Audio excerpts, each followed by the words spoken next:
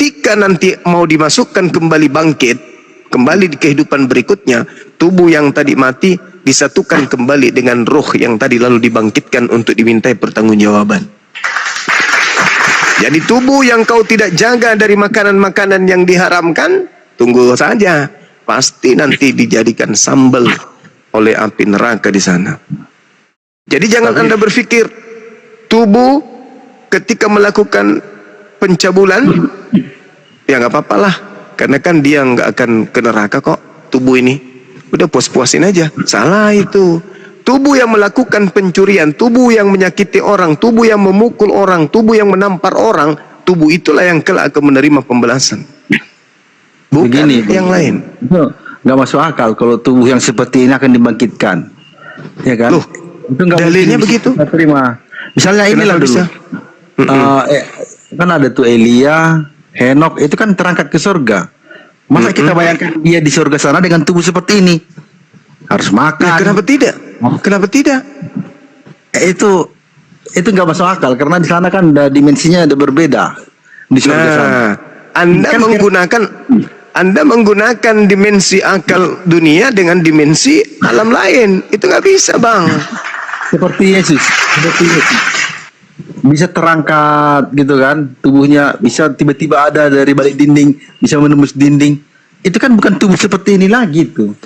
Nah, saya kasih dalil ya. Bukan itu yang penting, bukan masalah tubuh ini yang penting, rohnya yang penting. Karena roh ini tidak bisa. Tidak bisa, Bu. Caranya menyiksa roh. Sekarang begini pertanyaannya, bisa tidak rohmu mencuri sapi tanpa jasadmu? Itu dulu. Ya kalau kita di dunia ini ya pasti kita kan dengan tubuh fisik lah. Nah, berarti pertanyaannya bukan di sini, karena keselamatan di akhirat dan kesengsaraan di akhirat ditentukan di bumi ini. Sedangkan di bumi ini yang melakukan peran adalah jasad dan ruh. Ruh tidak akan mungkin mencuri kan tanpa jasad. Begitu juga jasad tanpa ruh tidak mungkin mencuri. Maka kedua unsur inilah yang kemudian menyatu, maka disebutlah jiwa. Ketika jiwa ini masih menyatu, maka dialah yang akan mempertanggungjawabkan. Nah, tak kasih dalil di dalam kitabnya Yahudi, kitab Yehezkiel 37. Lalu Tuhan berfirman kepadaku, hai anak manusia, dapatkah tulang-tulang ini dihidupkan kembali? Aku menjawab, ya Tuhan Elohim, Engkaulah yang mengetahuinya. Lalu firman-Nya kepadaku, bernubuatlah mengenai tulang-tulang ini dan katakanlah kepadanya, hai tulang-tulang yang kering, dengarkanlah firman Tuhan. Beginilah firman Tuhan Elohim kepada tulang-tulang itu. Aku memberi napas hidup di dalammu supaya kamu hidup kembali. Aku akan memberi urat-urat padamu dan menumbuhkan daging padamu. Aku akan menutupi kamu dengan kulit dan memberikan kamu napas hidup supaya kamu hidup kembali, dan kamu akan mengetahui bahwa akulah Tuhan. Lalu aku bernubuat seperti yang diperintahkan Tuhan kepadaku, dan segera sesudah itu aku bernubuat, kedengaranlah suara, sungguh suatu suara berderak-derak, dan tulang-tulang itu bertemu satu sama lain. Sedang aku mengamatinya, lihat urat-urat yang ada di situ, ada daging tumbuh padanya, kemudian kulit menutupinya, tetapi mereka belum bernapas. Maka firman-Nya Tuhan kepadaku, bernubuatlah kepada napas hidup itu. Maka bernubuatlah, hai anak manusia, dan katakanlah kepada napas hidup itu, beginilah firman Tuhan Elohim, hai napas hidup, datanglah dari keempat penjuru angin dan berembuslah ke dalam orang-orang yang terbunuh ini, supaya mereka hidup kembali. Lalu aku bernubuat seperti yang diperintahkannya kepadaku, dan napas hidup itu masuk ke dalam mereka, sehingga mereka hidup kembali. Mereka kemudian dikatakan, mereka kemudian menjejakkan kakinya, suatu tentara yang sangat besar. Firman-Nya kepadaku, hai anak-anak manusia, tulang-tulang ini adalah seluruh kaum Israel. Sungguh mereka sendiri mengatakan, tulang-tulang kami sudah menjadi kering dan pengharapan kami sudah lenyap. Kami sudah hilang. Oleh sebab itu bernubuatlah dan katakan kepada mereka, beginilah firman Tuhan Elohim, sungguh aku membuka kubur-kuburmu dan membangkitkan kamu, hai umatku, dari dalamnya, dan aku akan membawa kamu ke tanah Israel, dan kamu akan mengetahui bahwa akulah Tuhan pada saat aku membuat kubur-kuburmu dan membangkitkan kamu, hai umatku, dari dalamnya. Aku akan memberikan rohku ke dalammu sehingga kamu hidup kembali. Aku akan membiarkan kamu, aku akan mengetahui, dan kamu akan mengetahui bahwa akulah Tuhan yang mengatakannya dan membuatnya. Demikianlah firman Tuhan. Itu dalil. Kalau Anda masih membantah dalil ini, saya nyerah, saya angkat tangan. Sama seperti dalam Al-Quran, وَضَرَبَ لَنَا مَثَلًا وَنَسِيَ خَلْقَهُ قَالَ مَنْ يُحْيِي الْعِظَامَ وَهِيَ رَمِيمٌ قُلْ يُحْيِيهَا الَّذِي أَنشَأَهَا أَوَّلَ مَرَّةٍ. Sama di dalam Al-Quran surah Yasin, bahwa manusia tulang-tulangnya akan kembali diutuhkan, dagingnya akan ditumbuhkan, kemudian dibungkus kemudian oleh urat-urat dan kemudian kulit, lalu mereka bangkit untuk mendapatkan ganjaran dari apa yang dikerjakan ketika hidup dunia. Persis dengan kitab Yehezkiel 37 ini. Silakan. Oke, makasih Bang Juma ya. Aku senang nih dengar Bang Juma ini berkhotbah atau berceramah, membaca Alkitab dalam bahasa Indonesia. Nyaman saya. Nah tadi saya gereja ya, saya gereja HKBP ya kan. Berbahasa Indonesia ini kebetulan pendetanya. Nah dibacakanlah itu ayat Alkitab itu kan. Tapi bermunculan kata Allah, firman Allah katanya. Padahal itu Alkitab, harusnya kan ya firman Elohim gitu kayak. Ini firman Allah yang bermunculan. Saya jadi risih. Aduh, mendingan dia pakai bahasa Batak aja sekalian, biar nggak muncul kata Allah. Nih malah Bang Juma yang kemarin. Aku jadi lebih nyaman dengan Bang Juma nih baca Alkitab. Tuhan Elohim katanya kan. Thank you Bang Juma. Semoga para di sana bisa sadar nih, disadarkan Bang Juma ini sekarang. Makasih Bang Juma.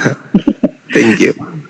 Oke, tapi tentang itu tadi Bang Juma, aku rasa itu penglihatan kayaknya itu ya. Dibangkitkannya itu. Aku lupa sih, pernah aku baca sih, tapi aku lupa persis itu penglihatan atau kenyataan itu. Kisah itu. Iya. Ini nubuat. Nubuat itu artinya penglihatan pada masa yang akan datang, kejadian yang akan terjadi pada masa akan datang. Nubuah atau penglihatan nabi-nabi. Tapi Bang Juma, aku menarik tadi, yang lebih tertarik tadi masalah itu. Kenapa ada orang yang mati, kenapa dosa saya jadi bisa terampuni? Itu menarik harusnya. Kalau saya udah lama mikirkannya. Jadi kesimpulan saya adalah bukan karena Yesus mati maka dosa kita diampuni, terhapus. Bukan. Penyelamatan itu ada prosesnya ya kan, mulai dari berceramah kesana kemari, berceramah kepada semua orang, melakukan mujizat, pelayanan segala macam. Nah itulah yang punya risiko itu. Itulah jadi Yesus dikatakan di dalam Matius 19 ketika ditanya oleh orang-orang pada masa itu, Guru, perbuatan baik apa yang harus aku lakukan supaya aku bisa masuk surga, memperoleh hidup yang kekal? Betul. Yesus mengatakan, lakukanlah segala perintah Elohim. Artinya perintah Elohim itu ya perjanjian lama. Lakukan itu semua. Apa kata orang tersebut? Sudah Guru. Nah, kalau kau sudah melakukan itu semua, maka juallah hartamu seluruhnya, berikanlah kepada si miskin. Kalau kau sudah melakukan itu, barulah kamu mengikuti aku. Betul. Nah, itu syaratnya untuk hidup kekal, bukan menerima darah Yesus di atas salib. Apalagi darah Yesus gitu ya. Kenapa darah? Darah Yesus. Darah Yesus. Kayak Dracula. Tapi padahal Bang Juma, iya. Ada hubungannya dengan Yohanes 17 ayat 3 itu sebenarnya. Mengenal engkau satu-satunya Elohim yang sejati dan mengenal Yesus Kristus yang engkau utus. Betul. Bagaimana mengenal Elohim yang sejati? Ya Elohim yang sejati itu kan banyak di perjanjian lama dia kan, interaksinya kan. Di situ harusnya. Jadi orang Kristen harus tetap membaca perjanjian lama itu. Karena disitulah Elohim sejati itu istilahnya berinteraksinya, apa arahannya, apa sabdanya, ada di situ. Jadi nggak boleh hanya terpaku di perjanjian baru aja.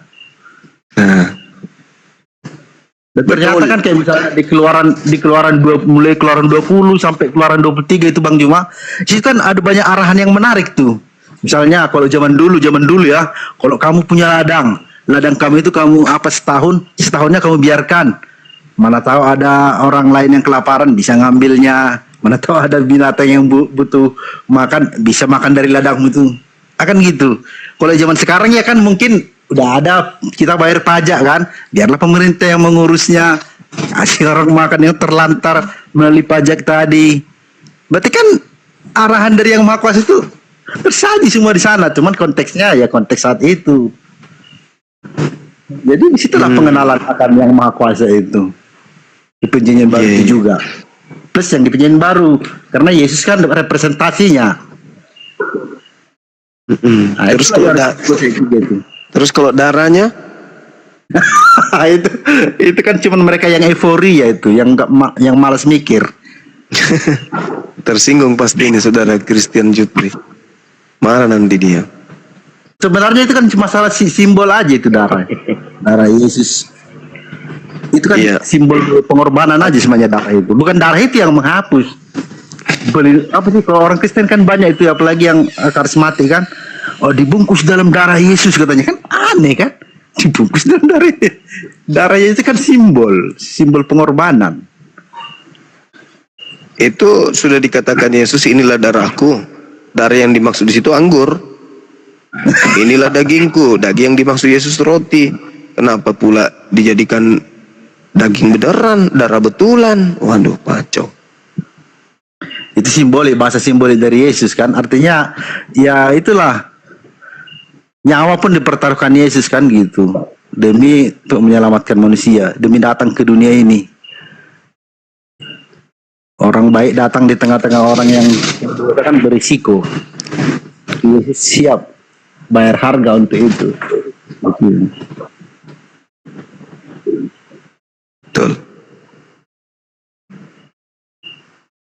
Ya, Luar itu biasa. sih yang saya mau ulas tadi, menarik tadi pernyataan itu. Gak ada itu orang Yahudi itu punya pandangan kalau ada orang mati di sana tersalib sekalipun terus dosaku diampuni gara-gara itu. Memang gak ada itu. Gak ada itu. Kalau hanya gitu toh, berarti kan orang bodoh pun bisa kan ditawarin sama yang Maha Kuasa kan, hei kamu mau jadi Mesias nggak? Tapi nanti kamu mati tersalib. Setelah kamu mati tersalib nanti kubangkitkan, kasih samamu kekuasaan di surga dan di bumi. Mau nggak? Terus banyak yang bersedia jadi Mesias. Terus antri jadi Mesias. Kenyataannya kan tidak. Ini menjadi Mesias ini butuh intelijensia luar biasa. Dia harus tahu apa keinginan sang Bapa, apa yang bikin dia murka, bikin dia bahagia. Nah itu kan malaikat ternyata maaf nggak masuk kualifikasi. Hanya kan anak yang masuk kualifikasi. Nah gitu. Jadi orang Kristen ini memang malas mikirnya karena ada kenaan sama doktrin kan, kebanyakan doktrin jadi kayak gitu deh. Oke lah Bang Juma, thank you Bang Juma. Udah bisa ngobrol. Iya. Oke. Selamat malam. Malam Bang Logika. Bang Christian Jupri, silakan. Halo. Ya, silakan kalau mau masuk. Oke. Saya ingin memberikan evaluasi ya. Apa yang sudah disampaikan oleh Bang Juma ya. Ada 3 poin yang saya sampaikan. Tolong jangan dipotong ya. Yang pertama, ya saya memang sering ikuti Bang Juma dalam bernarasi, mengatakan ayat-ayat, ya membuat tema-tema yang mengambil dari ayat-ayat kitab Perjanjian Baru. Oleh karena itu, izinkan saya untuk menyampaikan evaluasi secara umum ya. Pertama dari segi secara personal Bang Juma ya. Bang Juma ini sebenarnya orang luar yang tidak pernah belajar Alkitab secara baik dan benar melalui proses pendidikan formal atau pendidikan teologi. Cuma hafal ayat Alkitab, yang kemudian dinarasikan, ditafsirkan menurut pikirannya yang dipengaruhi oleh ajaran agamanya. Sehingga semua paparan Juma muaranya pasti ya, muaranya pasti. Pokoknya Yesus bukan Tuhan, ya. Jadi ketika Bang Juma itu mengutip-ngutip ayat, pasti muaranya ke situ. Pokoknya Yesus bukan Tuhan yang sesuai tertulis di dalam Quran. Jadi secara akademik paparan Juma ketika membahas kitab kami tidak bisa dijadikan acuan keilmuan dalam ajaran teologi Kristen. Ibaratnya jika kita mau belajar ilmu teknik mesin, maka harus belajar kepada ahli mesin, bukan pada abang becak yang hanya sok tahu teknik mesin. Jadi secara keilmuan akademik, apa yang dipaparkan oleh Bang Juma ketika membahas kitab kami itu tidak bisa dijadikan acuan kebenaran, ya. Tapi saya menghargai Bang Juma, silakan Anda bernarasi tentang kitab kami. Itu yang pertama. Yang kedua, dari fakta historis, ya. Dari fakta historis, para penulis kitab Perjanjian Baru itu adalah orang-orang Kristen. Yang mana istilah Kristen ini timbul dan jadi lembaga agama karena berasal dari keyakinan bahwa Yesus adalah Tuhan. Sehingga slogannya, jika Yesus bukan Tuhan, maka bakalan nggak ada Kristen. Nah, oleh karena fakta Yesus adalah Tuhan tersebut, mereka menulis kitab yang termuat dalam kitab Perjanjian Baru. Agar berita tentang Yesus adalah Mesias, adalah Tuhan dan Juru Selamat itu dapat tersampaikan kepada semua umat manusia dari generasi ke generasi. Nah, dari fakta historis tersebut jadi hal yang aneh dan konyol ketika isi kitab itu pindah ke tempat, yaitu ke tempat lain yang dihafal dan dibaca oleh seorang Bang Juma, yang endingnya bermakna Kristen itu diusir oleh Yesus, Kristen itu tidak ada hubungannya dengan Yesus, ya, yang intinya memojokkan kekristenan, ya. Sebab secara logika waras, ya, mungkinkah para rasul atau orang-orang Kristen itu menulis kitab Perjanjian Baru kemudian isinya melawan Kristen itu sendiri? Secara logika waras jelas tidak mungkin. Ya, terus buat apa capek-capek menulis kitab yang isinya yang lebih tebal daripada Quran ini, kok endingnya melawan Kristen? Jadi secara logika waras jelas tidak mungkin. Jadi secara logika waras tidak mungkin Kristen menulis kitab kemudian isinya melawan Kristen. Tapi jika ada isi kitab itu melawan Kristen karena isi kitab tersebut sudah pindah tempat ketika dihafalkan, dibacakan oleh Bang Juma, orang luar, mohon maaf, penyusup gelap yang menafsirkan ayat menurut pola pikirnya yang Islam. Secara ilmiah, kajian akademik bukan basicnya untuk membicarakan kitabnya Kristen. Kemudian yang ketiga, maksud dan tujuan Injil itu ditulis, maksudnya adalah tertulis di dalam Yohanes 20 ayat 31 yang mengatakan, yang tercantum di sini supaya kamu percaya bahwa Yesus anak Allah, Mesias, Juru Selamat, dan oleh karena imanmu, ya, kamu dapat diselamatkan. Jadi intinya itu dari kitab Perjanjian Baru, dari Matius sampai Wahyu itu supaya mereka tahu bahwa Yesus adalah anak Allah, Mesias. Oleh karena nama Yesus, kamu memperoleh hidup kekal surga. Itu, ya. Kemudian berdasarkan ayat tersebut, maka semua apa yang disampaikan oleh Bang Juma sudah melenceng jauh dari maksud dan tujuan kitab itu ditulis. Mungkin bisa dipersingkat. Oh, ini bukan gereja, wah, poinnya saja. Sudah. Oke. Sudah. Sudah sementara. Loh, Kesimpulannya ya, Ya. saya tidak melarang Anda cuma membicarakan kitab kami, ayat kami. Kemudian ditafsirkan atau dipahami menurut pikirannya yang muslim. Silakan saja. Tapi ketika Anda bicarakan kitab kami, di Komal ini bisa jadi bahan dagangan yang laris menghasilkan banyak cuan. Tapi intinya tidak ada kebenaran. Yang benar-benar sebuah kebenaran. Yang ada adalah mutar balikan kebenaran. Supaya apa? Kelihatan agama Anda yang benar. Oke, ya. Silakan ngomong panjang lebar dari A sampai Z. Itu Anda bukan narasumber yang benar untuk dalam. Karena apa? Tolak ukur kebenaran ajaran Kristen tidak bisa diatur, diukur oleh Islam. Oke. Sudah?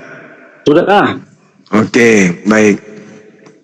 Tolak ukur kebenaran Kristen tidak bisa diatur oleh Zuma. Tolak ukur kebenaran Tuhan tidak boleh diatur oleh Kristen.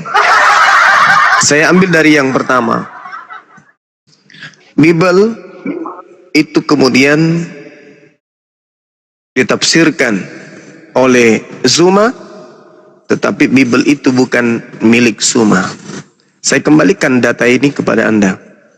Perjanjian Lama itu bukan kitabnya Kristen, tetapi dipretelin oleh Kristen.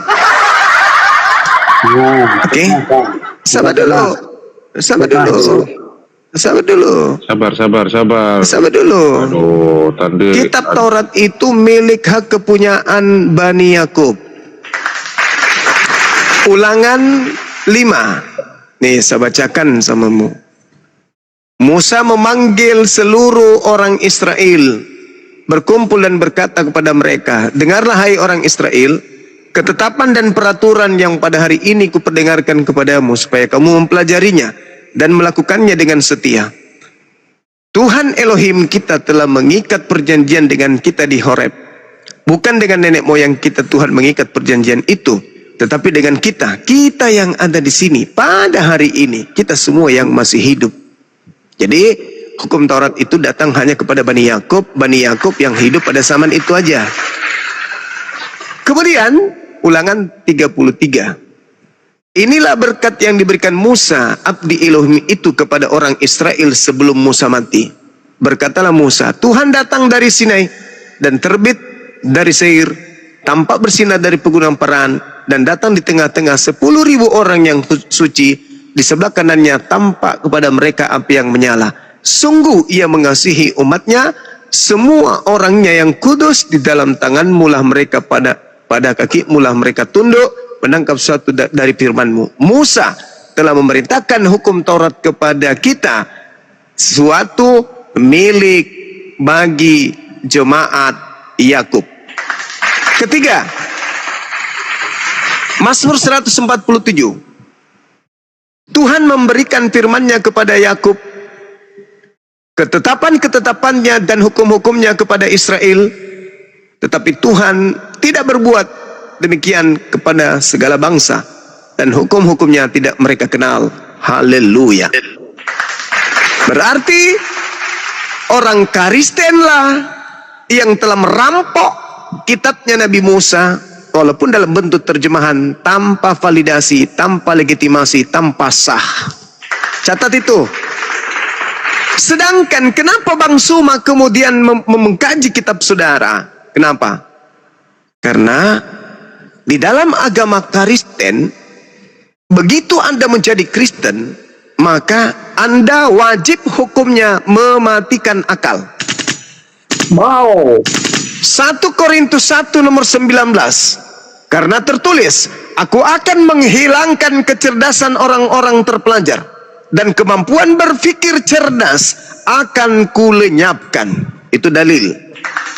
2 Korintus 10 nomor 5. Kami mematahkan, kami membinasakan setiap pemikiran manusia dan merubuhkan semua ketinggian pengetahuan Tuhan.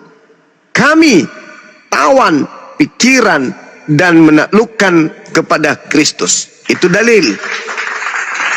Berarti kalau harus menjadi Kristen, akal itu dimatikan, kecerdasan dan pemikiran kemudian dirubuhkan, lalu menghilangkan kecerdasan orang-orang terpelajar dan kemampuan berpikir cerdas akan dilenyapkan. Itu dalil. Nah, sekarang ketika Anda sang pemilik buku, saya bukan pemilik buku, tapi saya orang yang belajar. Ibarat kata, ketika Bible diberitakan kepada seluruh makhluk, kepada saya juga dong, maka saya punya hak untuk mempelajari Bible. Seibarat anak SD, Anda kelas 3 beli buku cetak bahasa Indonesia. Anda yang punya buku, saya bukan punya buku, tapi saya guru. Maka saya yang menjelaskan isi buku cetak yang kau beli kemarin.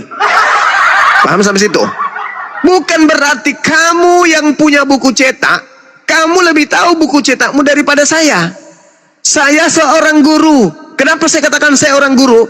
Karena saya lebih paham Bible. Kenapa saya mengatakan saya lebih paham Bible? Karena saya belajar. Saya menggunakan akal. Sementara kamu adalah orang-orang yang sudah dimatikan akalnya terlebih dahulu untuk menjadi Kristen. Itu yang pertama. Yang kedua, Anda mengatakan bahwa penulis Bible itu adalah orang Kristen. Bagaimana mungkin Bible menyerang Kristen itu sendiri? Ini menarik. Dengarkan uraian saya. Penulis Biblemu itu bukan utusan Tuhan. 1. Penulis Biblemu bukan murid para nabi. 2. Penulis Biblemu bukan nabi-nabi.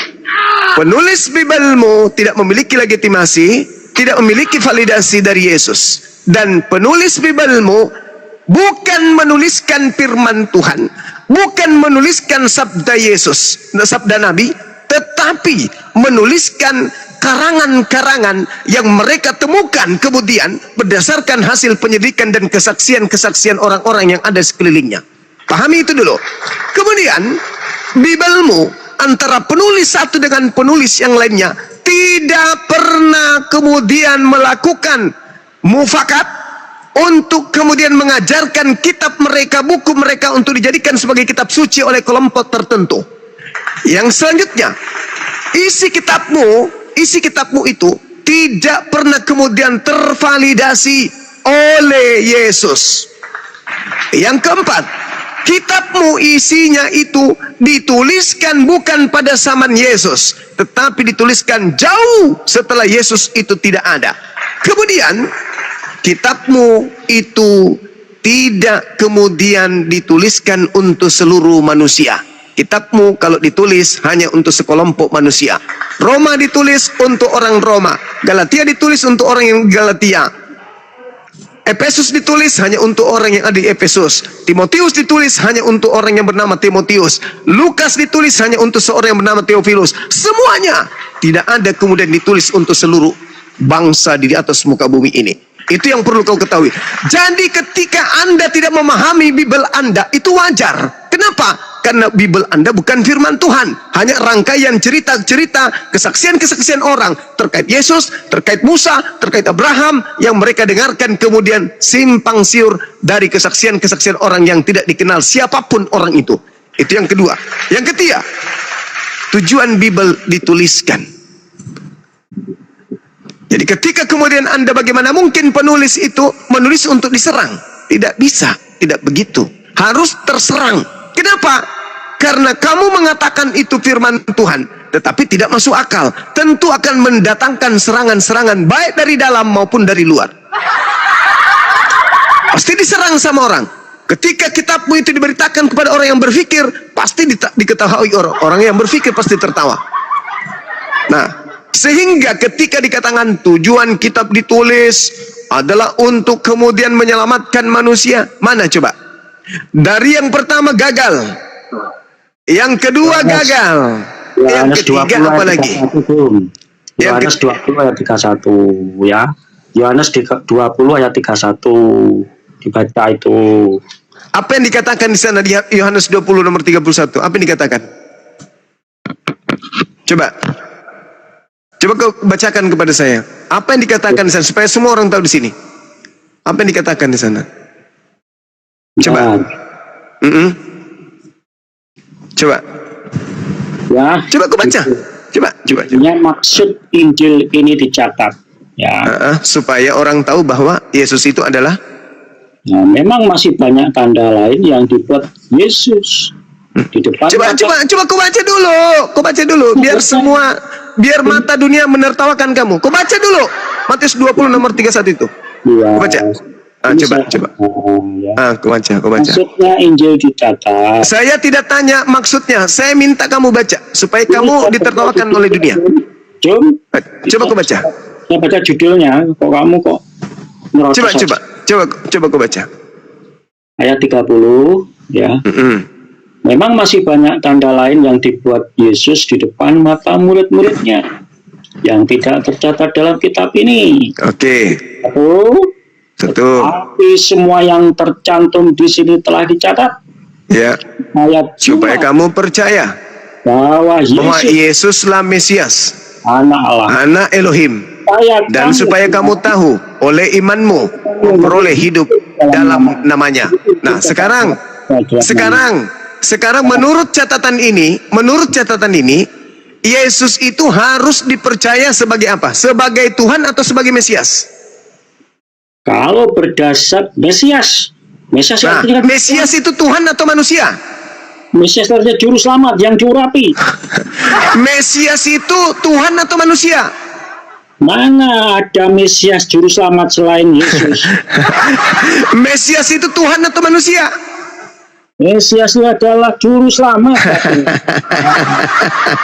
Mesias itu Tuhan atau manusia?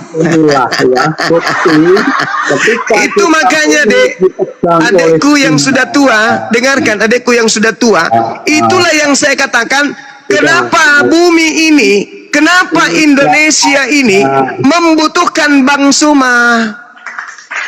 Kenapa orang Kristen membutuhkan Bang Suma? Karena hanya melalui lisan Bang Suma lah Bible bisa diuraikan sesuai dengan apa yang ada di dalamnya. Paham kau? Kenapa kau tidak mau jujur? Mesias itu apa? Kenapa kau tidak mau jujur? Karena sebenarnya kau itu adalah perpanjangan tangan setan.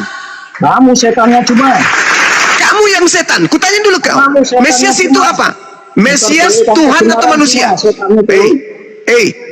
Mesias itu Tuhan atau manusia? Tidak. Saya tidak mau bahas isi ayat itu.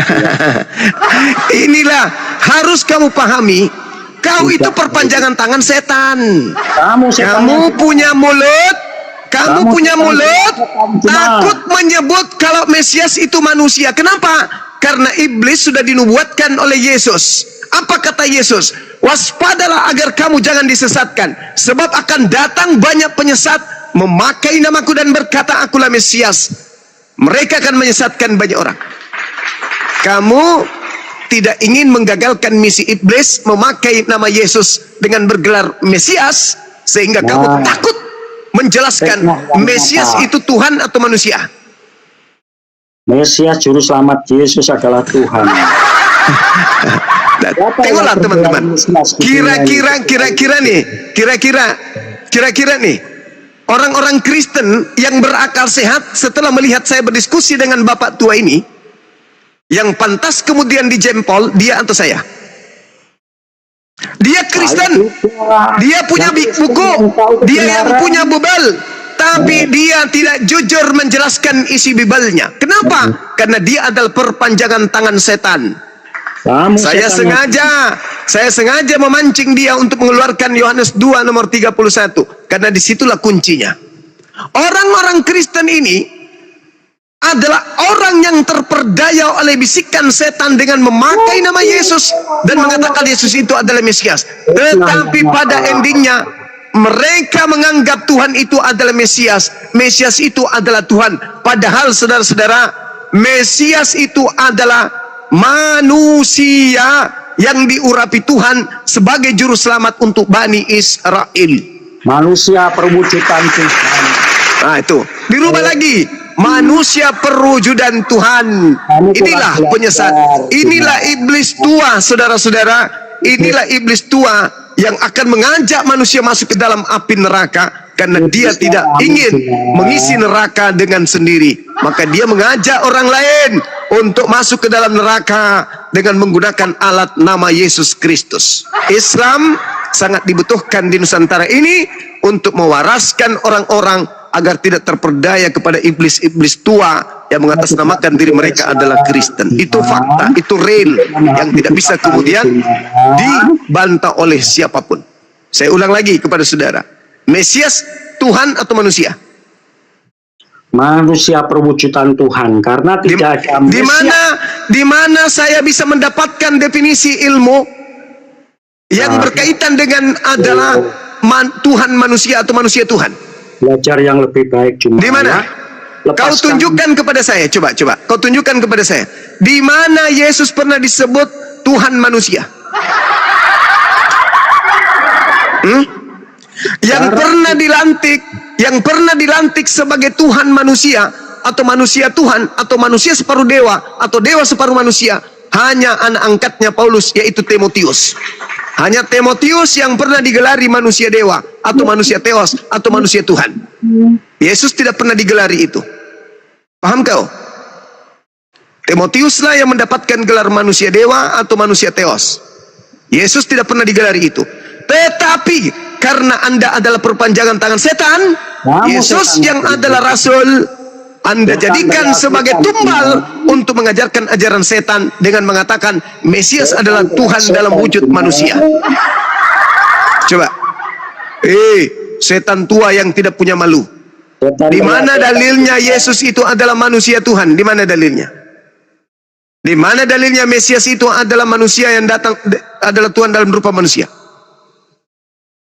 Ayo, kau itu punya kemudian buku cetak, tapi seperti anak TK buku cetaknya tidak pernah dibaca. Bang Suma yang datang mengajarkan kau buku cetak tersebut.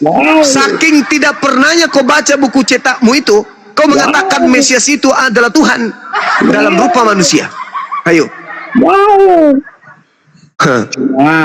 Saya beritahu ya. Apa setan tua? Apa setan tua? Begini nak, ya. Apa setan tua? Dengarkan nak ya, dengarkan. Apa setan tua? Itu sudah saya jelaskan. Tidak ada kau jelaskan. Yang saya minta dalil. Mana dalilmu Mesias adalah Tuhan datang dalam rupa manusia? Mana dalilmu?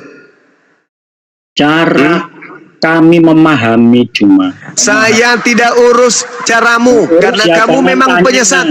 Saya justru membuktikan kamu itu setan. Dengan caramu itulah kamu membuktikan kamu itu setan. Setan cuma. Caramu itulah yang kemudian membuktikan kamu itu setan. Mesias adalah orang yang diurapi Tuhan. Kau rubah. Mesias adalah Tuhan yang datang dalam rupa manusia. Kau setan memang. Kau memang setan. Dan kau memperanakan anak-anak setan. Setan setan. Enggak dong. Yesus sendiri yang berkata, waspadalah kepada penyesat yang datang kepadamu dengan memakai namaku dan berkata akulah Kristus. Mereka akan menyesatkan banyak orang. Hari ini kami sudah membuktikan setannya dalam rupa manusia bernama Christian Jupri.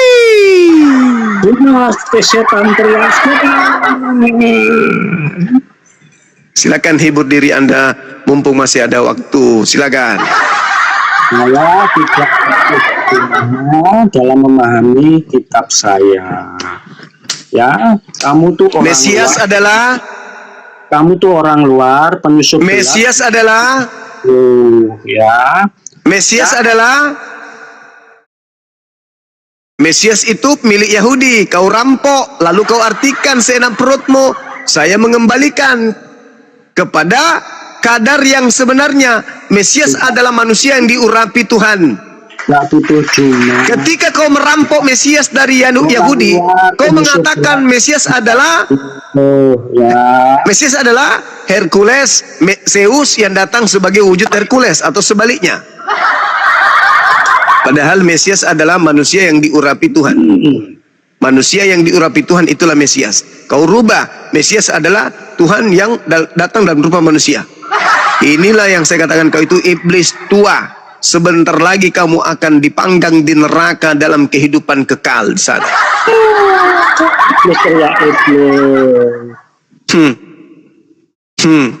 Kasihan Oke, kali. sudah cukup. Sudah puas. Ya, saya minta Sudah dalil. puas. Mesias itu apa? Mesias juru selamat. Mesias juru selamat yang diurapi. Oke. Yang diurapi ini siapa? Manusia atau Tuhan? Yang diurapi adalah manusia tapi perwujudan Tuhan. Kamu nggak percaya nggak apa? Masolang generasi. Aduh. Ini nak ya. Nah, cuma begini. Ya. La ilaha illallah Muhammad Rasulullah. Nah, cuma dengarkan ayo, jangan banyak bicara dulu. Dari orang tua ngomong dihargai dong ya. Nah, cuma begini. Kristen, ya. Kristen itu dalam memahami ketuhanan Yesus ya cuma ya. Harus gila. Dalam dengarkan dulu dong. Kamu kok suka fitnah toh yo. Hidupmu Kamu yang memfitnah Yesus barusan. Kukatakan bahwa Yesus adalah perwujudan Tuhan. Loh, makanya Kau yang memfitnah Yesus. Nah, dengarkan, ngomong belum selesai sudah kamu potong kok. Ya cuma saya kasih tahu nak ya, yang saya kasih dalam Tuhan Yesus. Kristen itu ya cuma ya di Pengikut dalam Kristus. dalam memahami Yesus adalah Tuhan itu Harus gila. berdasarkan- Harus gila dulu. Oh, kamu yang gila tidak paham Yesus adalah Tuhan. Harus gila dulu dong. Dengarkan cuma. Bagaimana saya mau paham sesuatu yang tidak sesuai dengan ajarannya? Gimana ceritanya? Kamu kok nafsu banget ini nak ya. Kristen dalam memahami Yesus adalah Tuhan itu Bukan cuma- urusanku itu. memang bukan urusanku itu. Bukan urusanku. ya. Kristen mau gila memahami Yesus itu bukan Ya. urusanku. Saya hanya sesuai dalil. Mesias adalah manusia yang diurapi Tuhan. Dah, titik. Kristen mau memahami Mesias adalah kucluk, urusannya Kristen. Oh, itu juga Kristen mau urusan- memahami Mesias adalah orang gila, terserah. Tapi saya juga tidak mau urusanmu terlibat kalau kamu ngomong di dalam fitnah. kebotolan tersebut. Oh, Yang saya tahu Mesias adalah manusia yang diurapi oleh Tuhan. Titik.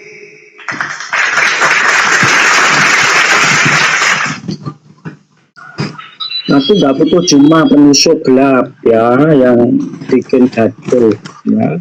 Karena Kristen dalam memahami ketuhanannya Yesus adalah Tuhan itu tidak perlu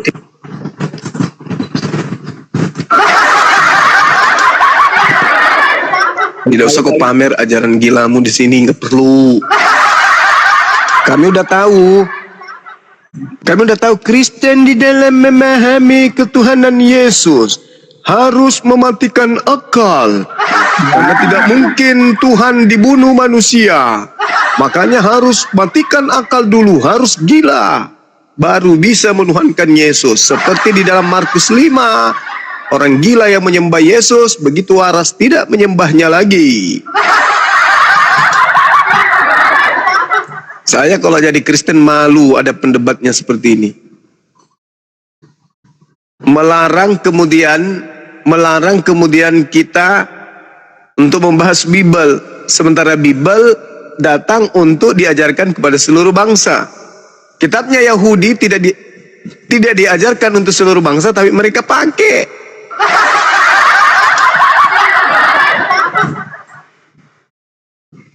Inilah dia iblis tua Christian Jupri. iblis teriak iblis. Sakit kali hatinya orang tua ini. Nggak tidur dia nanti. Nggak tidur dia ini malam. Nggak tidur. Hanya gara-gara ditanya Mesias adalah utusan atau Tuhan. Nggak tidur dia. Habis uang pensiun dipakai untuk beli balsam. Masolang tomatoy. Rasi kasih. Habis uang pensiun pakai balsam, beli minyak tawon. Hanya gara-gara ditanya Mesias adalah Utusan Tuhan atau Tuhan? Ah, Mesias adalah utusan Tuhan atau Tuhan? Mesias adalah manusia yang datang dalam perwujudan Tuhan.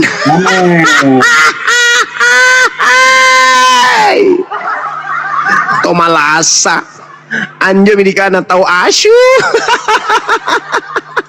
Sudah tua tak berguna, laskar tak berfungsi, pasukan Bodrex. Masuk langga generasi, sudah tua tak berlaku lagi, ilmu tak ada manfaat. Diskusi tapi membodohi diri. Mesias adalah manusia yang adalah perwujudan Tuhan.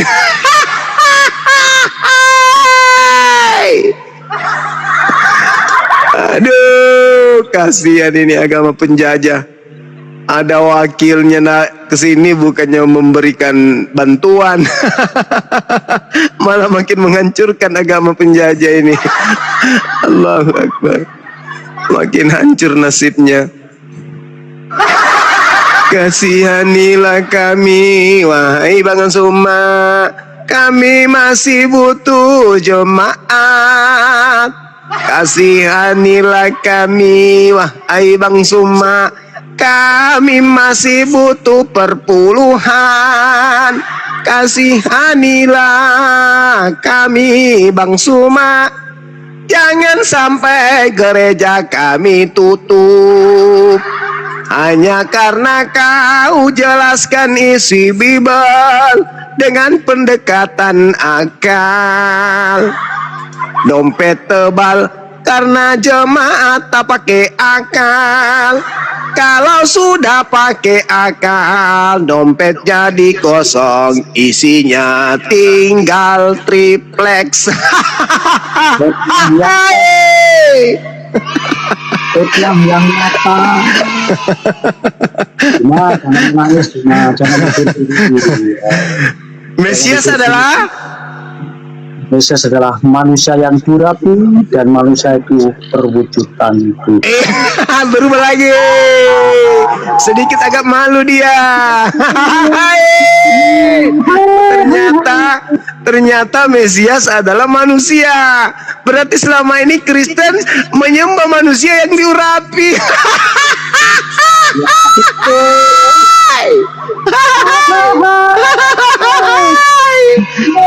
Kristen menyembah manusia yang diurapi. Manusia berwujud Tuhan. Manusia berwujud Tuhan. Terbalik Bapak tua, terbalik. Harusnya Tuhan berwujud manusia, bukan manusia berwujud Tuhan.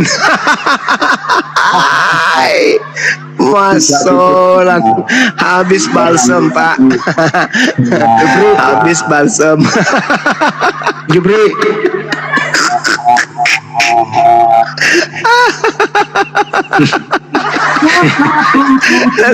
Nanti bininya gosip di sebelah sama tetangga. Atau aku heran nih, kenapa? Itu si bapak itu kok itu si bapak kok minyak tawonnya habis cuman semalam gara-gara dialog sama Bang Suma, apa dia salah minum. Dikiranya minyak tawonnya itu adalah kopi, oh habis satu botol.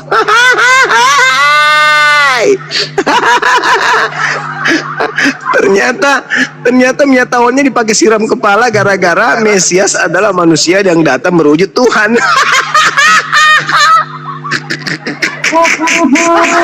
Saya juga pas ditanya lagi Mesias adalah manusia yang diurapi Tuhan, agak berubah saudara-saudara. Ternyata sedikit ada punya malu juga orang tua ini. Masuk lagi tuh asu.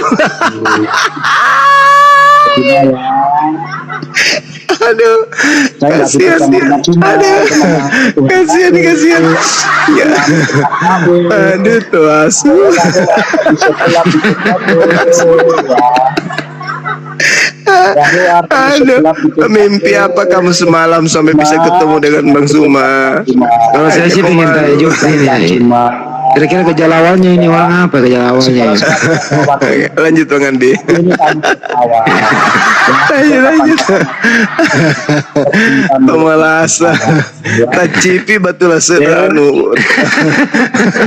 Tangga. Tacipi batulah sedana. Mana tuh si Wali?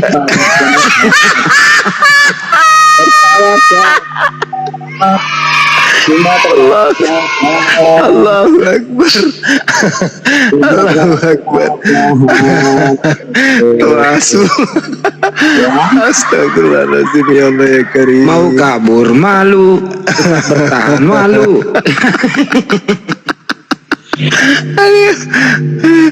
Astagfirullahaladzim ya Allah ya Karim. Dijawab DM saya yo, debat di DM aja. Di sini kamu mesti saya DM terus. Aduh. Di sini saya ngomong ya.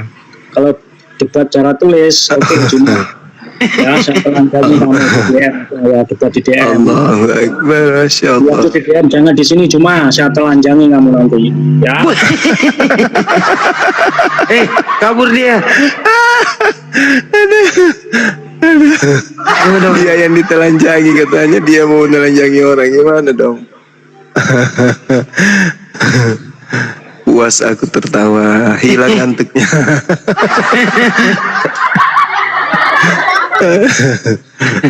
Allah. Pasien berikutnya. Marcelo. Bukan, saya bukan pasien, saya mualaf. Saya bangga bukan. Masya Allah, mualaf. Masya Allah.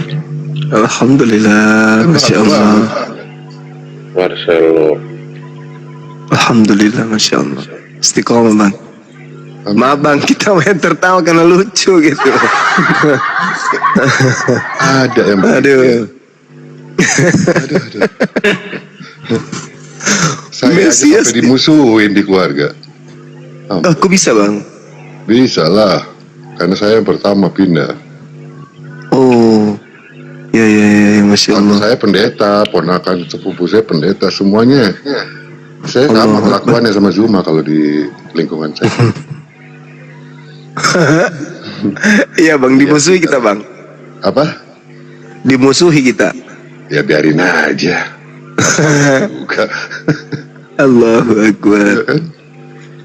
Is okay lah. Akhirnya saya pindah, adik saya pindah, Sultan pindah, akhirnya bapak saya juga pindah. Alhamdulillah, Allahu Akbar, Masya Allah. Jadi bapak saya meninggal ya dengan keadaan Muslim. Alhamdulillah. Sudahlah pokoknya saya bangga Masya sama Allah. kalian. Ini Kasih, Bang, Jones. kasih. Jones Muslim apa Kristen? Jones. Jones.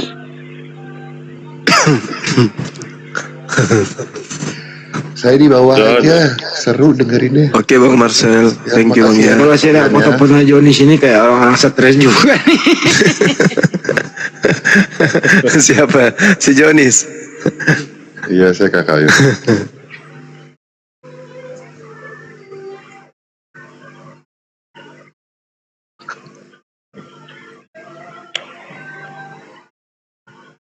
Dennis. Panggil dulu, Dennis. Dennis. Kita butuh hiburan ini, Dennis.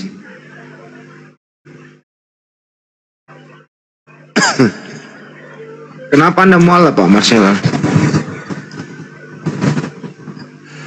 Saya mualaf karena ya mungkin saya diberikan ini kali ya hidayah ya. Kecil sekali suaranya, ada dikit, Bang. Oh, sorry. Ya mungkin saya diberikan hidayah karena di tempatnya oten-oten itu dogmanya terlalu nggak masuk akal. Maka itu memang perlu diberi akal. Kira-kira yang mualaf karena cipi batlasnya bang, enggak ya? Gimana? Gimana? Ayo Bang Andi, tanggung jawab Bang Andi. Iya, ini kita ada absen satu-satu dulu. Ini jangan diturunkan kalau nggak ngomong lah. Ini Ratna laki-laki nih Ratna. Ratna. Oh, Ratna ini Oten ini. Laki itu. Kalau laki kan Ratna, kalau perempuan Ratni. Kalau nggak Ratno. Di bawah ada mualaf atas nama Ebi katanya, Ebi ya. Ada juga mualaf nama Ebi ya. Siapa? Namanya? Ebi. Ibe. Kalau Lotus siapa Lotus? Oh, Lotus Bang Raja Bintang. Bang Raja Oh, Bintang. Masya Allah. Nggak pernah dengar suaranya. Apa kalau bintang? Itu. Gimana kabar bangku? Sehat. Ya, kabar baik. Aku mendengarkan Bang Juma ketawa aku. Tapi kalau aku bersuara nanti memutuskan. Cuma sampai berairan mataku Bang. Lucu bapak tua tadi itu. Masya Allah. Udah mau kiamat alhamdulillah nih. Ya Allah, Masya Allah. Sekarang dia mau telanjangin saya lewat DM katanya. Aduh, parah.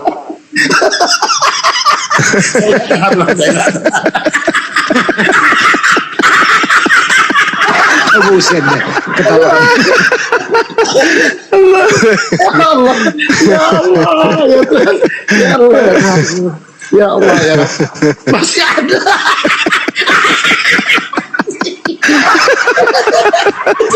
Ya Allah, ya Allah, ya Allah, ya Allah. Orang nipu diri sendiri berat kali emang kan.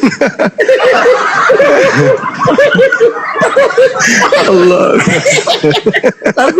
Tapi terakhirnya bang, aku DM kamu juga ya, aku DM kamu. Permalukan.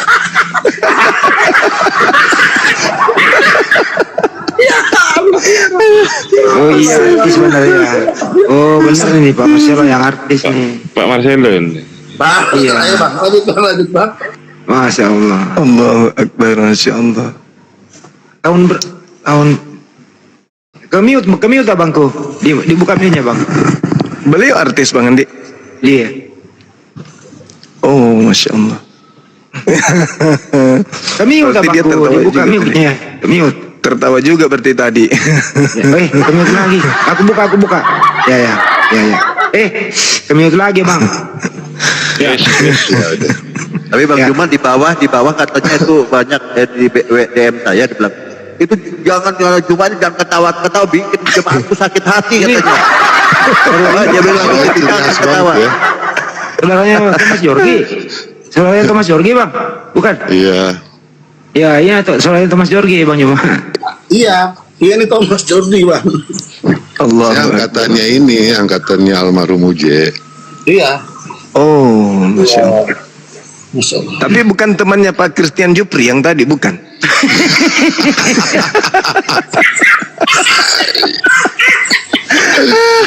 Aduh.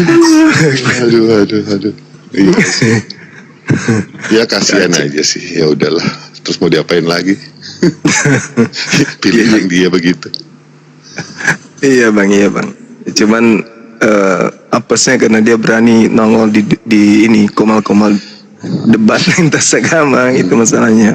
Padahal ya kalau saya sih nilai Zuma itu sudah pakai bahasa yang sangat sederhana loh. Tapi masih juga nggak masuk, saya bingung. Aduh, gue nggak habis pikir aja. Saya dengerin semuanya, komal kalian, saya dengar juga di YouTube. Itu bahasanya sangat-sangat mudah sekali untuk dicerna. Tapi kok masih tetap ya? Ya, Alhamdulillah, Masya Allah. namanya hidayah ya. Iya bang. Ya tapi ya baguslah kita harus ada usaha juga seperti ini. Iya bang.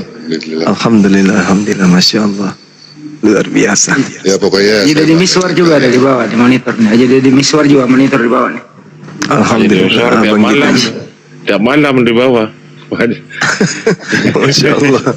Coba komentar. Kalau di zaman sekarang enak, bisa seperti ini. Zaman dulu nggak bisa. Iya, iya, iya. Zaman dulu cepet sekali, nggak bisa. Tiba-tiba udah di Polres, kita ribut di situ. Gitu. Iya, iya. Zaman sekarang masih bisa lah, kalian beruntung lah. Alhamdulillah. Alhamdulillah.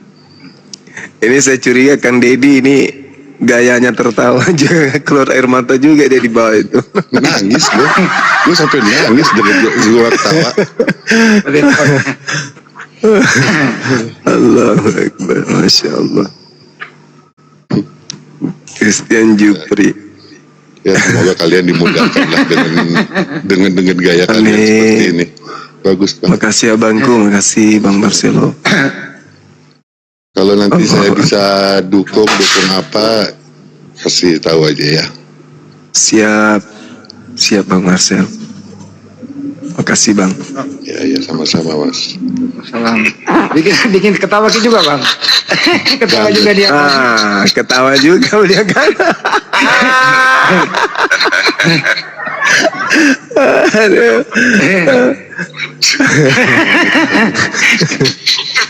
Ada di miswar. Ya, dinaikkan bos, dinaikkan Nggak, di miswarnya. nggak mau kan Bang dari miswar, cuma lewat telepon aja. Sama Bang Oh Hendy. iya. Iya, itu ketawanya yang khas itu loh. Tahu juga dia. Yang penting gak ribut ya bangku ya. Iya. Pastilah. Ada di miswar. Naikin Naga Bonar, waduh. Ini Marcelo Jorgi juga ada nih bang. Mualaf ternyata Marcelo. Bang Haji. Iya. Ya saya mualaf dari 88. Ya siap Bang Haji. Terima kasih Bang Haji, mantap lagi. Ya, Assalamualaikum. Waalaikumsalam warahmatullahi wabarakatuh. Allahu Akbar, masya Allah. Ya harus berterima kasih juga kepada Pak Christian Jupri karena dia yang hibur kita. Christian Jupri. Kita bisa tertawa.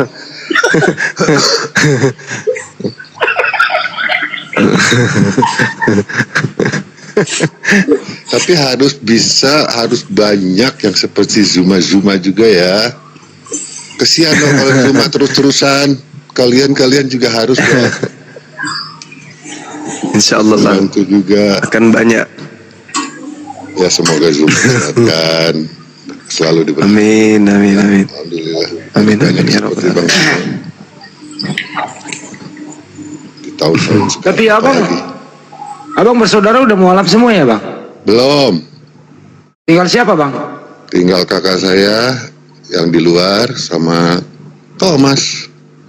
Thomas belum? Thomas belum. Masih botol. Oh, Masih mantap. kita doakan Nama lah, lengkapnya semoga Thomas siapa? Oh, Thomas Jorgi. Thomas Jorgi. Oh, Oh gitu. Ya kalau saya sih tipenya keluarga saya terbuka, lepas. Ya gara-gara saya pindah, ya sama lah seperti anak-anak lain pada umumnya, diusir juga, tinggal di jalan berapa bulan gitu, sama aja. Tapi akhirnya ya semuanya Bertiga bersaudara ya, Thomas, Sultan, lima. Thomas, Sultan, sama abang Ada kakak Marcelo. saya yang paling tua, yang kakak saya perempuan udah Islam juga, Alhamdulillah. gitu. Udah tinggal Thomas sama kakak saya yang di Amerika belum. Masih Iya, iya, bertahan dengan kebotolannya, ya nggak apa-apa lah, biarin aja. kebotolannya. Nanti juga pindah kok. Amin. Nanti juga pindah kok. Banjir mualaf ini. Ya.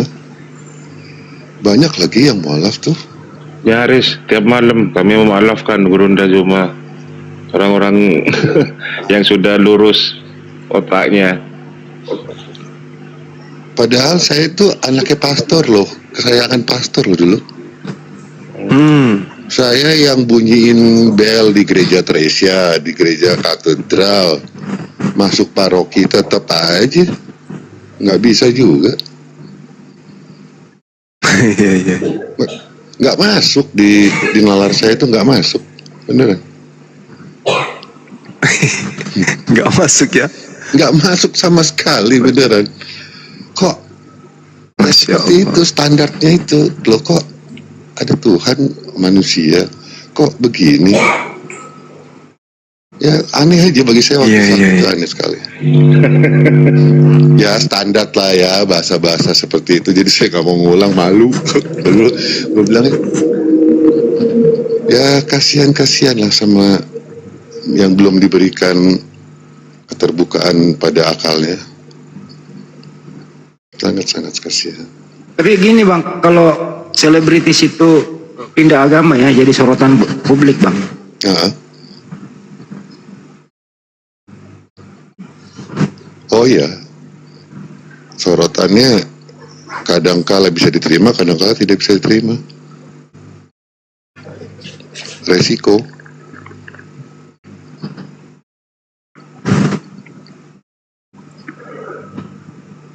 Dan saya lihat juga tayangan-tayangan TV sekarang ke arah-arah ini religi. Gini, kalau religi untuk tayangan ya, tapi bahaya juga sih ngomong di sini. Kalau untuk tayangan kadangkala itu diatur. Jadi maksud saya ini kesempatan untuk Bang Zuma dengan rekan-rekan semuanya. Alhamdulillah saya suka banget keterbukaan ini. Karena apa? Kalau di TV itu tidak bisa seperti ini. Karena apa? Banyak gap-gap di dalamnya, gitu loh. Jadi keterbukaan ini emang harus seperti di online aja. Di TV kita belum berani kok. Di TV kita nggak ada nyali. Jujur aja. Cenderung komersial yang banyak ya Bang. Mereka berani begitu kalau ada duit masuk, ada timbal balik. Bahaya. Gak ada sih. Oh berarti abang saudara juga dengan Sultan Jorgi ya? Ya saya kakaknya. Ya Allah. Ya. Kalau beliau kan memang mu'alaf kan ya? Ya malah, makanya itu. Iya betul. Kalau saya sih bilangnya begini, misalnya ada debat gitu kan. Kalau misalnya ada debat di keluarga, Marcel kamu jangan begini dong. Kalau yang ngomong kakak saya, gimana nggak begini, lu Tuhan lu kan sama gue beda. Gue gituin aja udah beda. Oh iya.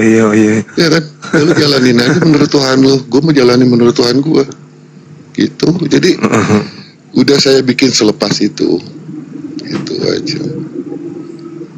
Masya Allah. Ya dengan begitu. Keren. Bang Thomasnya sekali-kali diajak gabung Bang. Ngobrol. Mana bisa. Sibuk. Enggak lah, udahlah, biarin dia punya jalannya sendiri, silakan. Saya pernah bilang kok, kalau kamu nggak mau masuk sekarang dengan segera, ya udah nggak apa-apa. Nanti kepenuhan juga surganya sama orang-orang munafik, gue gituin. Janganlah. Iya. Ya tapi ya, nggak tahu ya, gue seneng aja lihat kalian begini nih, beneran. Jelas, konkret, nggak bertele-tele, nggak ada pakai bahasa yang sok-sok dibagus-bagusin. Ya udah apa adanya. Ya memang harus begitu. Itulah Islam. Gitu loh. Nggak usah bertele-tele, gitu kan. Masya Allah. Buat apa bertele-tele? Mereka yang bertele-tele kok. Abang di Jakarta Bang? Saya lagi di Bogor sekarang. Bogor. Ya. Wah Bogor Bang. Abang kapan jumpa kita? Boleh. Silakan. Terbuka, wah. Buat kalian silakan, boleh. Ajak ngopi Masya Bang Endi, Allah. kayak Bang Deddy Miswar. Kan sering ngopi sama Bang Endi.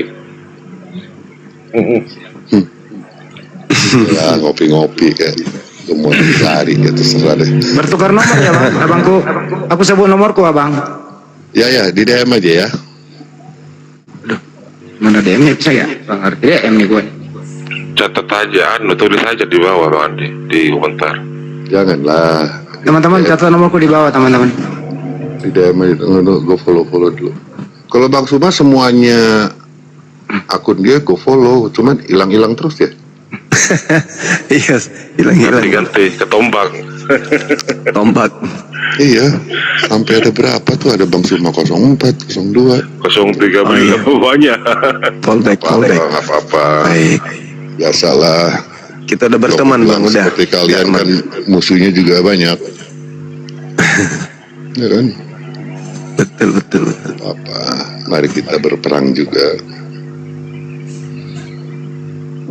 Alhamdulillah. Bangga kali kita ya, teman-teman. Ada Bang Marcel di sini. Allahu Akbar. Nggak pernah nyangka beliau bisa bergabung. Sama seperti ketika Kang Deddy juga hadir di tengah-tengah kita aja kayak gitu. Sebenarnya banyak yang pengen gabung, cuman mereka dengan gayanya sendiri. Misalnya nanti mampir ke tempatnya Bang Suma, atau misalnya mampir ke tempatnya Donitan, atau gitu-gitu banyak kok. Oh iya. Banyak. Saya Masya juga bikin janji juga sama Donitan. Ya pengen ngobrol aja supaya makin dalam. Gitu loh, ntar. Iya. Saya mau mampir. Bang Suma di Makassar ya? Di Makassar Bang, Makassar. Ya udah. Sekarang berarti Banyumas kalau- Jakarta bisa lah kita Kalau jadwal. sekarang masih di Jakarta Jakarta di arah mana? Daerahnya aja sebutin. Selatan. Selatan, Bang. Oh Selatan. Kalau saya di Jakarta di timur, Selatan juga ada. Oh siap. Tuh. Itu nomor aku Bang di bawah Bang. Mana ini? Iya tunggu deh. Gua salin dulu. Siap. Ini Bang ini. Jadi paling bawah. Kelihatan nggak teman-teman nomorku? Kau itu mendingan di DM dong. Kalau di DM kan jadi nginep. Ah ngawur aja kau. Datang lagi. Di DM aja Bang Handi. Iya. Wah, di DM gua. Loh, dijapri melalui akun. Ini nomor saya banyak nih Bang di bawah nih Bang.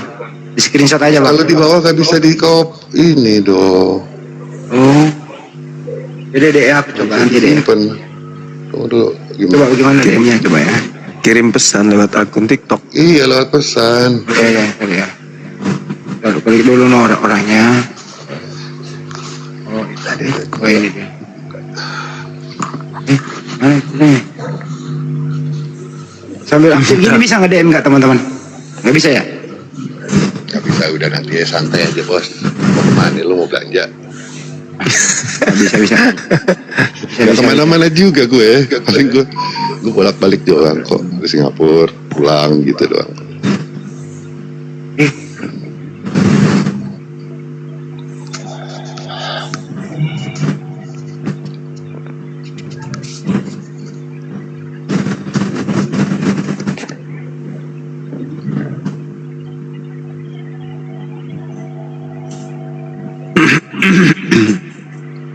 Gak ada lagi nih Oten nih Mac. Trauma kayaknya Bang. Trauma gara-gara Christian tadi tuh. Biasanya banyak sih. Tapi trauma kayaknya. Tapi jujur ya, semenjak gue denger saya ngomong gua nggak apa-apa ya supaya lebih Nggak apa-apa, ini aja ya. nggak apa-apa. Biasa aja, santai aja Bang. Supaya kita seumur lah gitu loh. Gue Iya, juga seumur iya. umur kalian. Gak maksudnya sampai apa ya?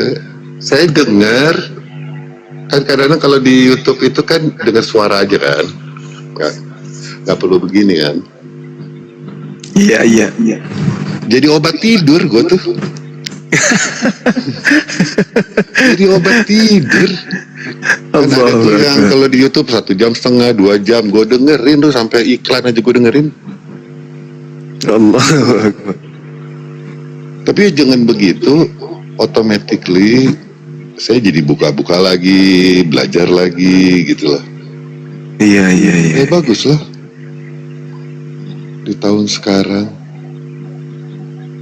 Pertama-tama saya bingung. Orang-orang bicara, Sel, lo tahu Zuma gak? Zuma siapa? Pertama saya nggak tahu, jujur aja.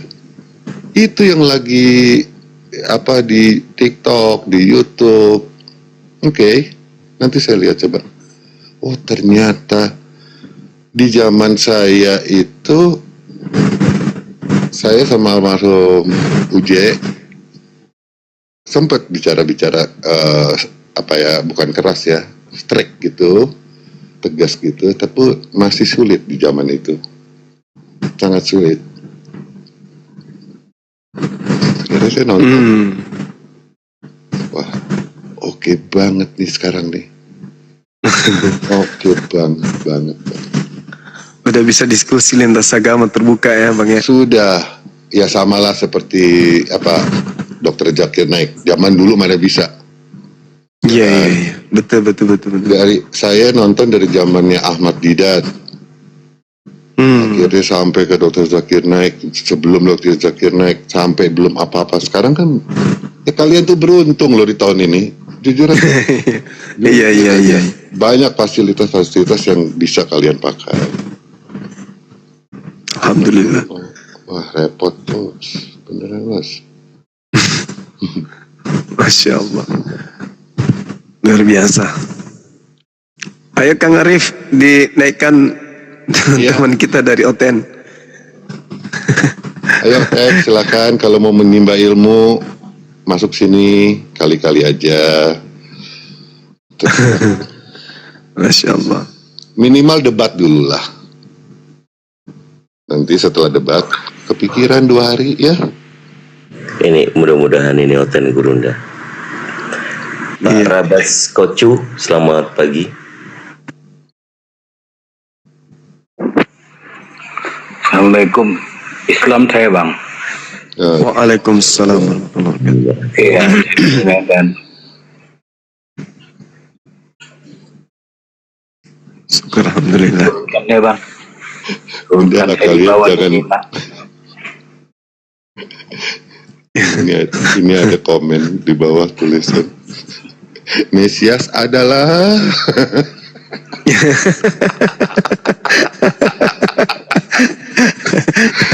aduh Mesias adalah tadi dibilang apa? Tuhan manusia dalam wujud Tuhan. Waduh, berarti kita semua ini adalah Tuhan. diurapi. Aduh. Tuhan yang diurapi Tuhan. Lucu memang. Ya tapi saya merasa terwakili lah dengan adanya Bang Cuma. Karena gini ya, jujur bahasa saya tuh sangat-sangat langsung juga loh. Cuman anak saya sekarang udah besar yang perempuan. Dia hanya mengingatkan, Pak, hati-hati mulutnya. Udah bukan zaman papa lagi. Itu aja. Adalah pokoknya yang kayak papa itu ngomongnya nggak bisa direm gitu. Iya. Alhamdulillah. Ada siapa lagi itu yang bahasanya kenceng juga tuh? Siapa? Kitab Bible. Siapa tuh? Terus apa? Korsi. Siapa itu? Ada tuh. Kitab Bible. Kata Bible. Sama yang satu lagi yang pakai kacamata itu ada kok, tapi namanya susah saya ingat. Bibir berjalan. Ya, itu pokoknya kelompok kalian itulah bagus kok, bagus banget. Memang harus ada yang seperti ini kok, jadi ada bagian-bagiannya, betul banget. Iya. Saya coba ya, saya bawa sepupu saya. Itu yang pendeta itu. Saya kadang-kadang saya kirimin loh. Yang pendeta Bang. Iya. Responnya nggak mau negor gue lagi dia.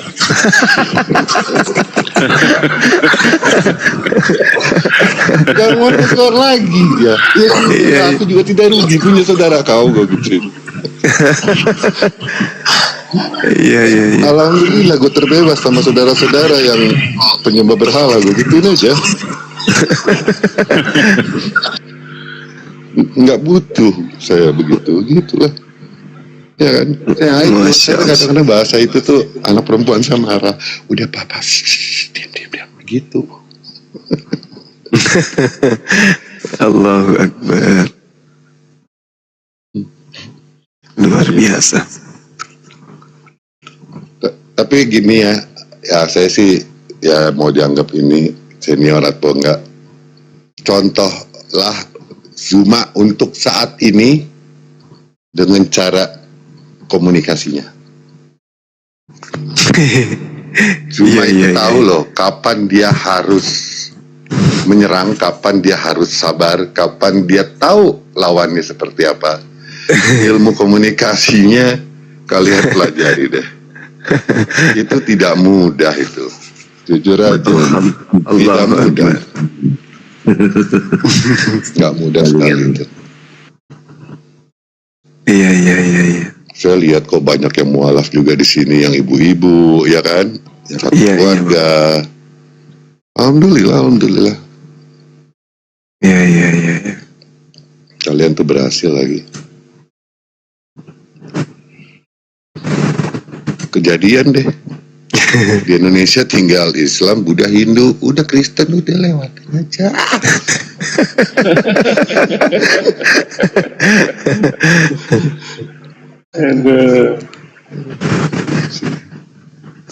Dulu tuh saya ya, waktu saya masih Katolik.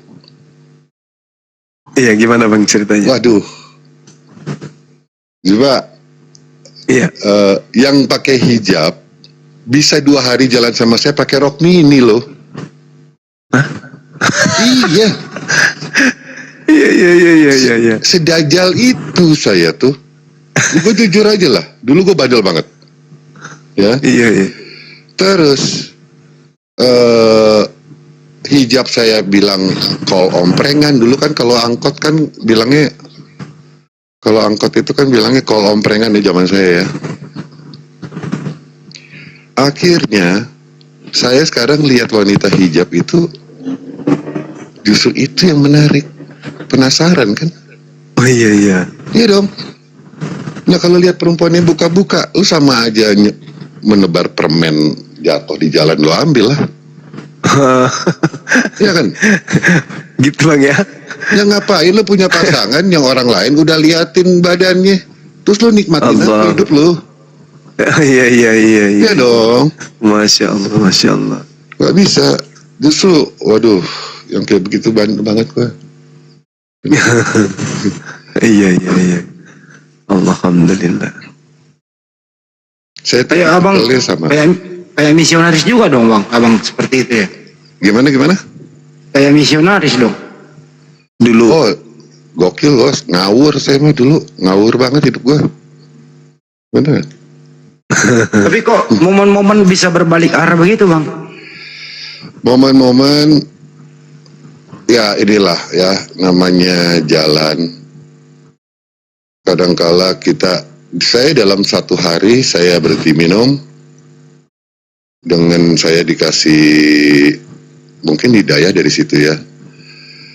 Saya minum tuh bisa berjuta-juta gitu loh. Sementara saya setelah baca ada 1 ayat di situ tidak boleh minuman yang memabukkan. Nah saat itu pun dan besok saya langsung berhenti, tidak minum lagi sampai sekarang. Saya udah hampir 30 tahun saya nggak minum. Alhamdulillah. Setetes pun enggak, yang namanya wine kayak apapun enggak. Jadi saya ambil yang simple ya, yang simpelnya seperti ini. Seperti dulu tuh kan jalan tol cuma ada Jagorawi doang ya di zaman saya ya. Bukan di zaman kalian nih, jalan tol udah banyak. Ya? Zaman aku juga Bang. Kita sejaman Bang. Kita sejaman. Oh sejaman ya, oke. Sekarang Jakarta Bogor itu kan ada 3 jalan.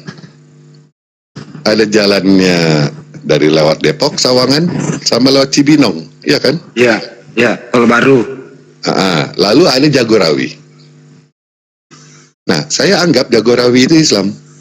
Sekalipun Jagorawi ada kejadian macet, tetap jalan. Kalau yang lain kan tidak bisa diprediksi.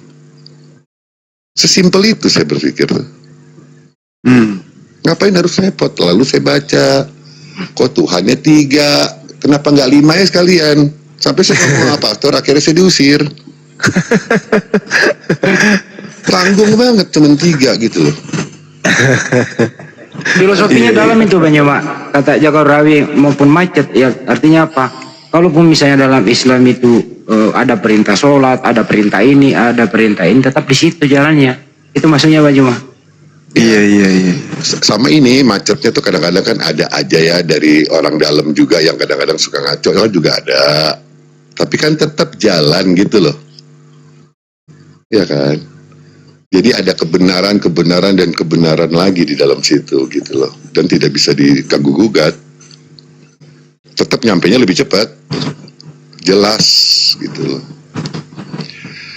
Sama satu ayat. Kita ini dikasih gratis untuk masuk surga. Tapi kenapa banyak dari makhluk yang lain membayar untuk masuk surga? Ya kan? Kesenangan lu mau enak lu bayar. Padahal kita dikasih sama Allah tuh gratis loh. Iya. Semuanya gratis, nggak pakai macam-macam. Masya Allah. Masih juga lu masih mau bayar? Unbelievable. Iya, ke masjid gratis ya Bang ya, ke masjid. Iya, ke masjid gratis. Lu Ke diskotik? apa? Ke diskotik bayar. Bayar. Lu seneng cuma 2 jam, 3 jam, paling lama 6 jam. Besok bego. Iya benar. Iya kan, besok bego, berat pala lo. Abis. Dulu saya ngalamin seperti itu. Saya pikir lebih baik gue beli kalung, gue beli gelang, beli emas, berlian buat istri anak gue, beli sepeda, gitu kan. Iya. Hal-hal yang kecil aja dulu lah di keluarga gitu. Aneh. Dikasih gratis, nyari yang bayar. Nah dari situ, berjalan dari situ, kebetulan teman-teman saya juga alhamdulillah waktu itu dapat yang benar, bukan yang baik. Karena baik itu belum tentu benar. Iya. Tapi yang benar sudah pasti baik. Baik.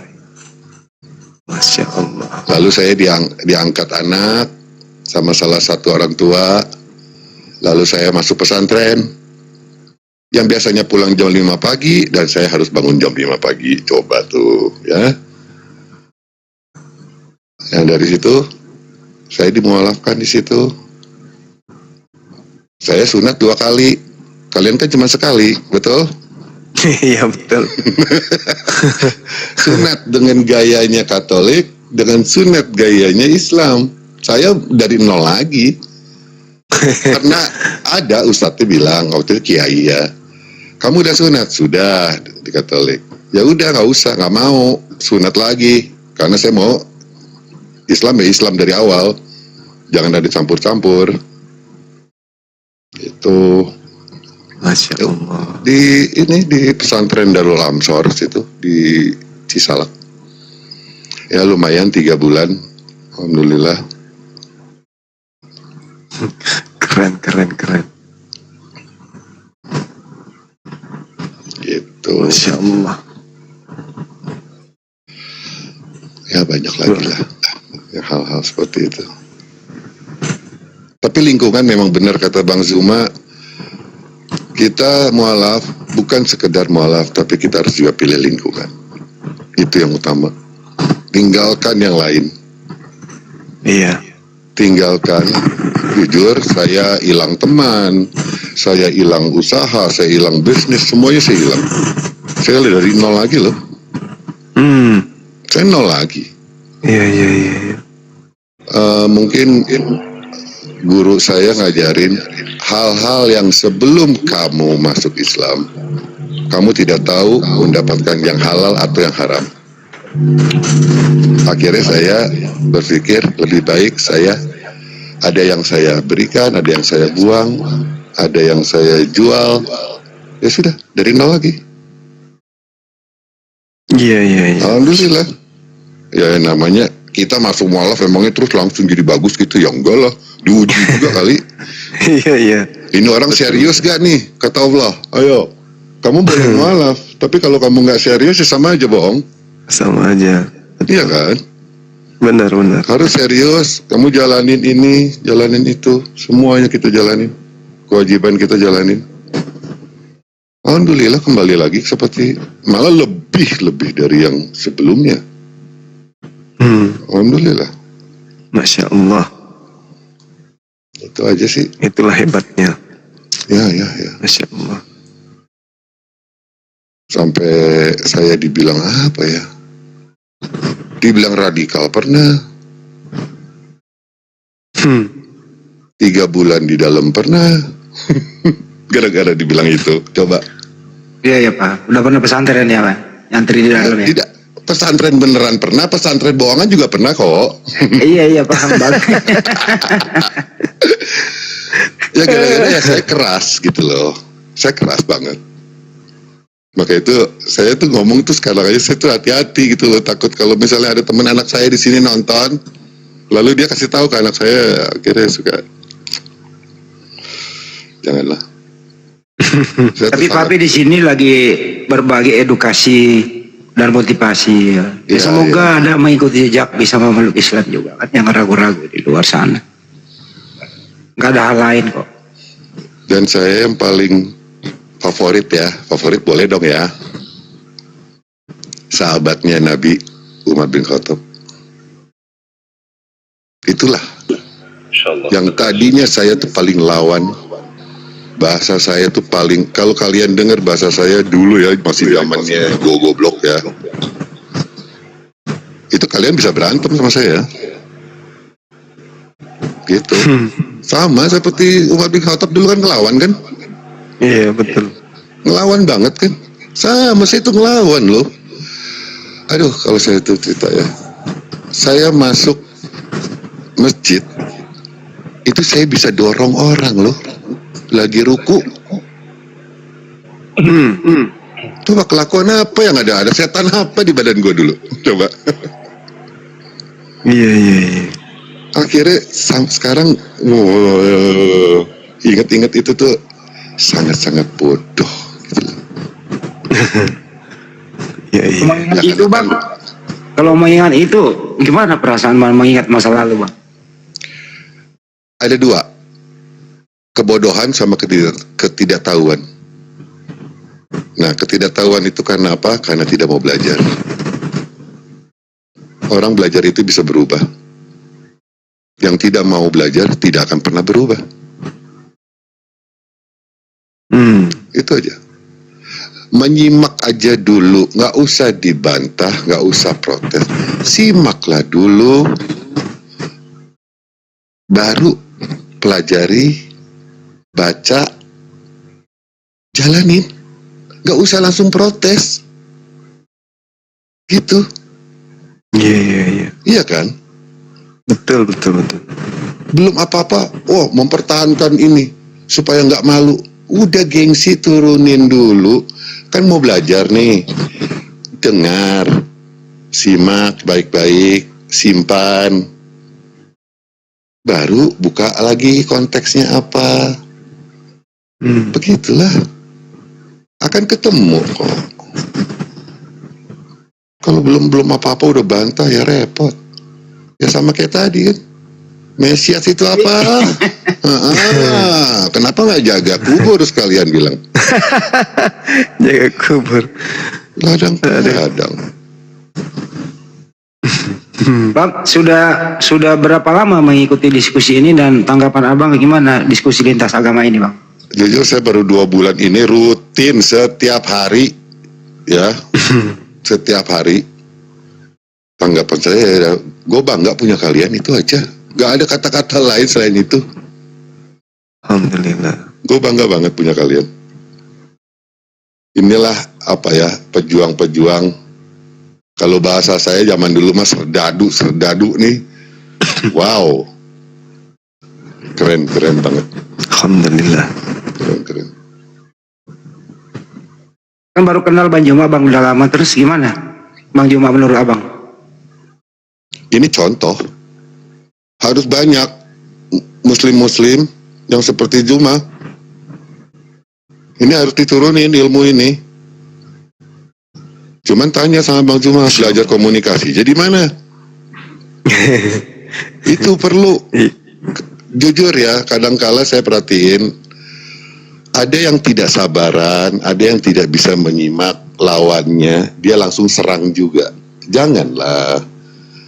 Bang Zuma bisa seperti itu karena dia pelajari psikisnya orang itu juga, maka itu dia bisa bicara seperti itu. Kalau ada orang yang memang beda, Bang Zuma juga nggak mungkin nyerang kok.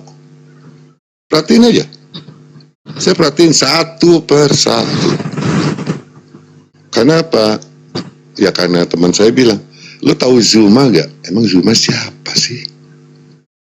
Nah saya tuh tipe kali penasaran. Nah saya cari tahu. Itu, oh ternyata oke.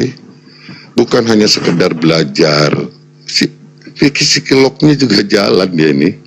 Ini harus dibelajarin buat sama-sama ya, yang mau meneruskan dakwahnya Zuma juga.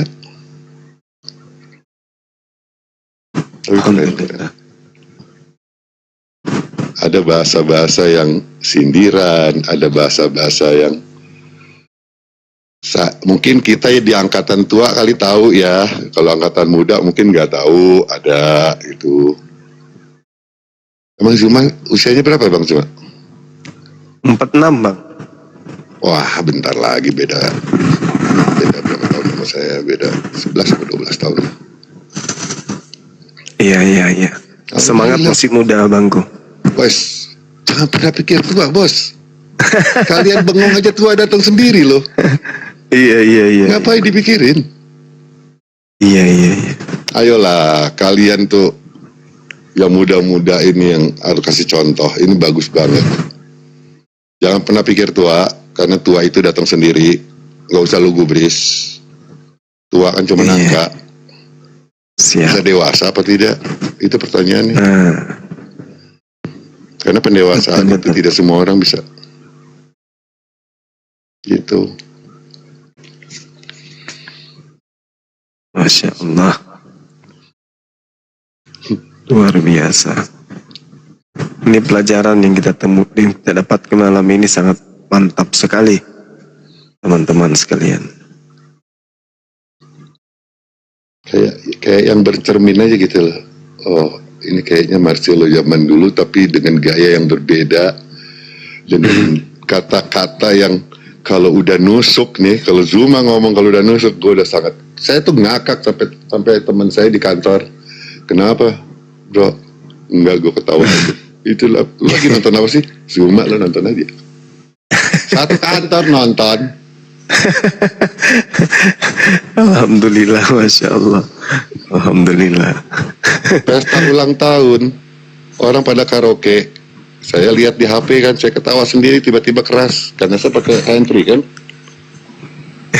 Terus teman saya tanya, lu lagi nonton apa? Ini lagi nonton komal orang. Dimasukin lah di TV besar. Nggak jadi karaoke, nyimak kalian lagi pada ngomong. Coba, itu di hotel bintang 5, salah satu bintang 5, ada TV besar, kalian pada komal, kita pada ketawa semuanya. Iya. Ya bagus lah. Dan di situ juga yang nonton ada Kristen. Ada Kristen juga. Akhirnya kita jadi dia jadi bahan kan. Kau sama gak tuh sama yang di komal itu kelakuannya? Digituin. Hah? Oh dengar, itu Bang Zuma lagi bicara di sini. Lalu, lo juga mau bantah itu bahasa. Gue gitu, kasian banget sama umur kau. Masa bahasa sederhana itu nggak masuk? Assalamualaikum warahmatullahi Waalaikumsalam. Cerita seperti ini banyak kami dengarkan Bang, dari teman-teman kita yang dari pemerintahan. Iya banyak. Mereka juga mutar di televisi juga di kantor. Satu kantor juga yang nonton. Lucu, ada juga Oten yang nonton, itu yang lucu tuh. Iya. Benar. Malah nggak tahu ya, malah saya ada ide misalnya saya mau ngadain apa ya seperti Jumat Berkah gue mau pasang TV di depan, terus bagi-bagi, pasang Zuma lagi ngoceh aja, lagi dakwah, lagi ngoceh, lagi bahasanya. Di kantornya bentar lempari batu sama Oten. Berani gitu masuk ke lempar batu di tempat gue, gila-gila lo. Iya. Bahasanya gini, memang harus dipelajari bahasa gaul namun akademis.